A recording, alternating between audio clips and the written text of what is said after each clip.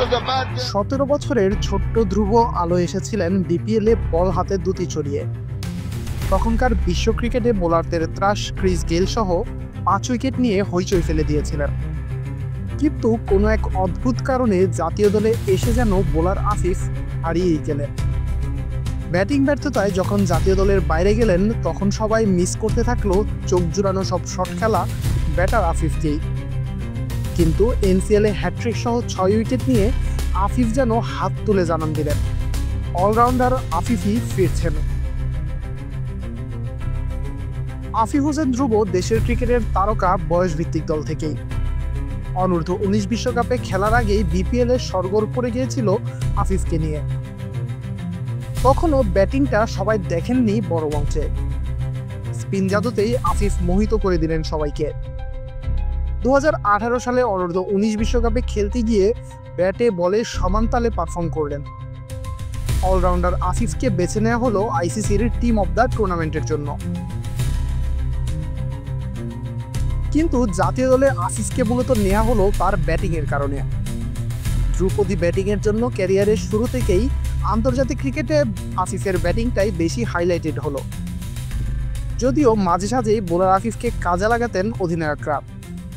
যখন কেউই উইকেট তুলতে পারতেন না তখন আফিফের হাতে বল তুলে দিলেই আফিফ এনে দিতেন ব্রেক থ্রু। কিছুটা সময়ের জন্য দলের গোল্ডেন আর্মও বনে গিয়েছিলেন। সীমিত ওভারে বিশেষ করে টি-20তে 2021-22 সালে আফিফ দলের মূল ব্যাটারের দায়িত্ব পালন করতে লাগলেন। আর তাতেই পেছনে পড়ে যেতে থাকলো তার অলরাউন্ডার সত্তা। এরপর জাতীয় দলে অনিয়মিত হতেই সবাই মিস করছিলেন ব্যাটার আফিফকে। বোলার আফিফ যেন হারিয়ে গেলেন দৃশ্যপট থেকে। ব্যাট হাতে দীর্ঘ বাজে সময় কাটিয়ে কদিন আগেই টপ এন্ড টি-20 টুর্নামেন্ট দিয়ে ছন্দে ফেরার ইঙ্গিত দিয়েছেন। সেই টুর্নামেন্টে দারুণ করার আত্মবিশ্বাস যেন নিয়ে এসেছেন নিজের বোলিংয়েও। জাতীয় ক্রিকেট লিগে হ্যাট্রিক করে অনেককে চমকে দিলেও এটাই তো আফিফের জন্য স্বাভাবিক। 27তম জাতীয় ক্রিকেট লিগের প্রথম হ্যাট্রিক সহ 31 রানে 6 উইকেট মোটেও আফিফের ক্যারিয়ার সেরা বোলিং নয়।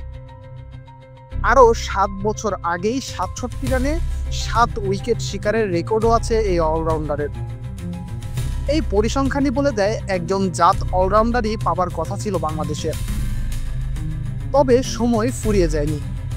আফিফ হয়তো ফিরবেন, একজন জাত অলরাউন্ডার হয়েই ফিরবেন, যেমনটা তাকে নিয়ে স্বপ্ন দেখেছিল দেশের ক্রিকেট অঙ্গন। আশিকুর রহমান শান্ত, বি স্পোর্টস।